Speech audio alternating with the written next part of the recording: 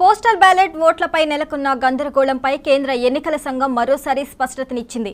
13A ఫామ్పై seal హోదా లేకున్నా చెల్లుబాటు అవుతుందని, అటెస్టేషన్ అధికారి ఉంటే సరిపోతుందని తెలిపింది. ఆర్ఓ ధృవీకరణ తర్వాతే అటెస్టేషన్ అధికారి దానిపై సంతకం చేశారని వెల్లడించింది. ఈ మేరకు ఏపీ సీఈఓకు కేంద్ర ఎన్నికల సంఘం లేఖ రాసింది.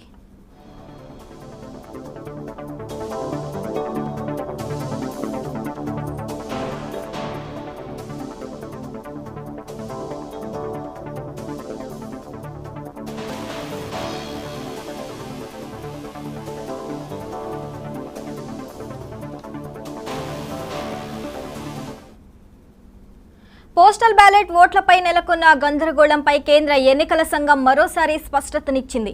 13A ఫామ్పై సీల్ హోదా లేకున్నా చెల్లుబాటు అవుతుందని, అటెస్టేషన్ అధికారి ఉంటే సరిపోతుందని తెలిపింది. ఆర్ఓ ధృవీకరణ తర్వాతే అటెస్టేషన్ అధికారి దానిపై సంతకం చేశారని వెల్లడించింది. ఈ మేరకు ఏపీ సీఈఓకు కేంద్ర ఎన్నికల సంఘం లేఖ రాసింది.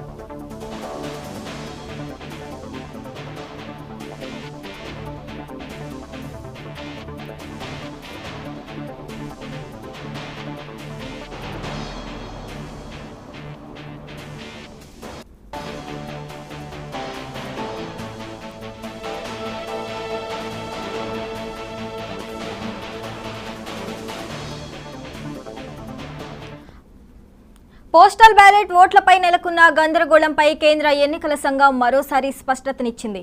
13A ఫామ్పై సీల్ హోదా లేకున్నా చెల్లుబాటు అవుతుందని, అటెస్టేషన్ అధికారి ఉంటే సరిపోతుందని తెలిపింది. ఇక ఇదే అంశానికి సంబంధించి మరింత సమాచారం మా రీజనల్ కోఆర్డినేటర్ అనిల్ అందిస్తారు. అనిల్, చెప్పండి. Thank you Shravani.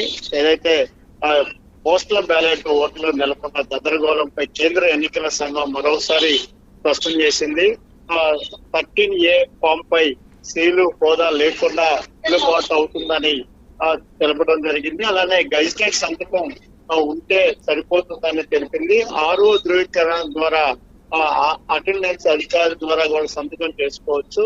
అయితే ఏది ఏమైనా కానీ ఏపీ సీఈఓకు కేంద్ర ఎన్నికల సంఘం లేఖ కూడా రాయడం జరిగింది. పోస్టల్ బ్యాలెట్ కౌంటింగ్ పై ఎలాంటి గందరగోళ పరిస్థితులు నెలకొల్పొద్దని, దీనిపైన అవగాహన కల్పించాలని కూడా సూచించడం జరిగింది. ఏది ఏమైనా కానీ ఎన్నికల కౌంటింగ్ పోస్టల్ బ్యాలెట్ ఓట్లలో నెలకొన్న గందరగోళంపై కేంద్ర ఎన్నికల సంఘం మరోసారి స్పష్టం చేసిందనే చెప్పుకోవచ్చు. ఎందుకంటే 13A ఫామ్ పై సీలు హోదా లేకుండా చెల్లుబాటు అవుతుందని స్పష్టం చేయడం జరిగింది. దీనిపైన ఆర్ఓ ధృవీకరిస్తే సరిపోతుందని కూడా వీరు సూచించడం జరిగింది. Okay Anil, thank you.